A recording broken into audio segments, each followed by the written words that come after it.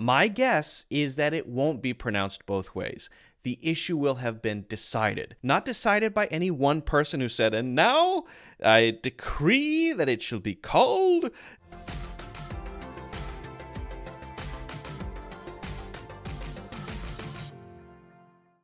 There is a war in the English language over one word. The word GIF or JIF. I'm going to tell you, in my opinion, the right way to say it. But first, a little bit of background about this debate, why it exists, right? And also what the creator thinks it should be pronounced as. This is the file format where you have a little picture, like you see there, moving, right? We all know it. We all love it. We all share it when we're chatting with friends. I am a serial GIF user, right? I use them all the time. But there's this war about how to say it. Is it pronounced GIF or GIF with a hard G sound or a soft G sound that sounds like a J? And it's funny, when you ask people, usually they don't have no opinion. They don't say, oh, I don't care. They say, no, it's this way. It is this way. And if anyone disagrees, I will disown them. Well, prepare yourself perhaps to disown me if you have a strong opinion about the pronunciation of this word. Okay. Now, if you look in a dictionary, most dictionaries, one of these is Webster, one of these is dictionary.com, you'll see that they have both pronunciations in the dictionary. When you listen to the audio, you'll hear both. So, for example, I think the back one is dictionary.com. JIF or GIF, JIF or sometimes GIF. So they've written it in pronunciation JIF, or sometimes they write it GIF to tell you that it's a hard G sound, to contrast it with the JIF sound. And when you click on that, it says both, right? And they say exactly GIF or sometimes GIF. And then if you look here on, I believe this one is Webster, I think, you can click on both and get those pronunciations. So in terms of what the dictionary says, both are fine. Now, why would the dictionary not be able to choose? Well, what is the job of a dictionary? The job of a dictionary is to capture the usage of a word and its pronunciation in the case of modern dictionaries. So it has both because people say both, which is reasonable enough, I think, right? All right, now let's talk about both sides of this. Let's talk about first the hard G. Now, there is this rule in English where if you have a C or a G and it is followed by I, E, or Y, so C-I, C-Y, and C-E, and G-I, G-E, and G-Y, then it's going to be soft. But in the case of G, especially G-I, there are so many examples of it being hard that it's really hard to say, this is the rule. If it's G-I, it should be soft. Well, there are so many examples like gift and give and gills and giggle. And these words have the hard G sound. It's called the hard G. Gift, gills, giggle, giggle, gills, give, give. All of these words and many, many more, right? Then there's the ones that do follow the rule, right? And the rule is that if it's G followed by I, E, or Y, it's going to be the soft G, which has the same pronunciation as J. J, J, J, J, J, J, J, J, J, J, J, right? So this would be gin, which is the same pronunciation as the one that starts with a J. Ginger, notice there are two soft sounds there.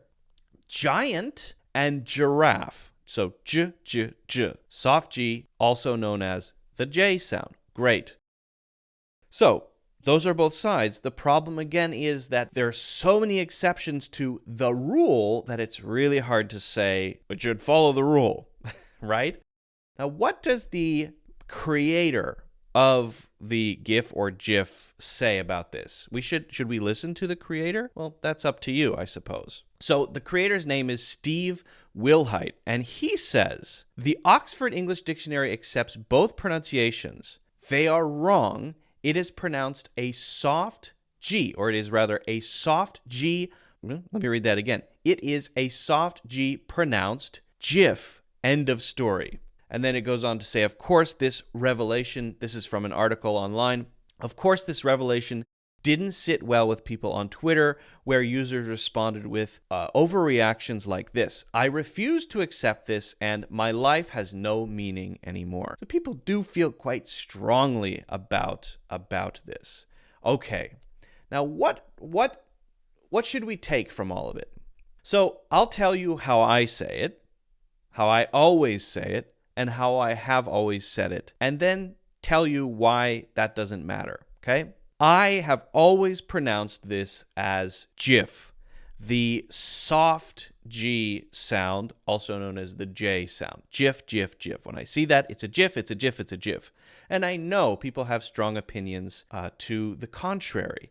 When I saw that the creator of the GIF feels the same way, I felt validated. Ah, yes, I'm right, and they're wrong. But that actually doesn't matter. Why doesn't it matter? Well, the inventor of a word doesn't get to say what happens to that word in its story, right? In its whole history. There are words that we're using today in modern English. Who knows where they came from hundreds of years ago, 1,000 years ago, right? That have no connection in pronunciation to what it would have sounded like back then. And we don't get a time machine and go back and say, sir, how do you say this word you just made up, right? We don't care. Doesn't matter.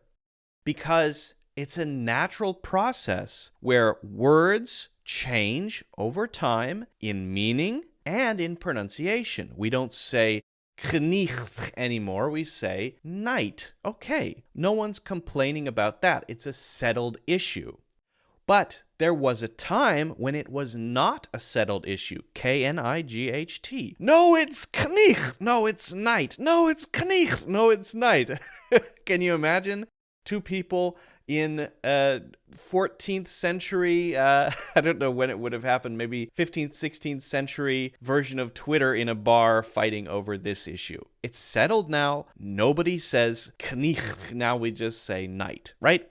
But we are here with this word. We are in that place where it's kind of in the middle at this point. It's a tug of war where some people say it one way and some say it the other, and eventually it will settle itself out. But for now, because we're in this transition period, it doesn't matter how you say it because people will understand you no matter which way it is, and you'll be able to find other people who say it the way that you say it too. So enjoy saying it however you decide to say it. The dictionary is right. Its job is to capture how a word is used and pronounced if it has sounds. Now, in 100 years, if we're still saying this word, my guess is that it won't be pronounced both ways. The issue will have been decided. Not decided by any one person who said, and now I decree that it shall be called GIF. And it doesn't happen like that in 99.999999999% of occasions. It's decided organically. It just works itself out over time, and eventually you get, hopefully, GIF, not GIF. I hope it's GIF, not GIF. So that's it, but I want to hear how you say it. So in the comments, let me know how you prefer to say this word, how you have always said it, and which one you think is going to be decided upon in 100 years. If you have any other questions, let me know. Don't forget to check out my courses, and feel free to hit the like button and subscribe.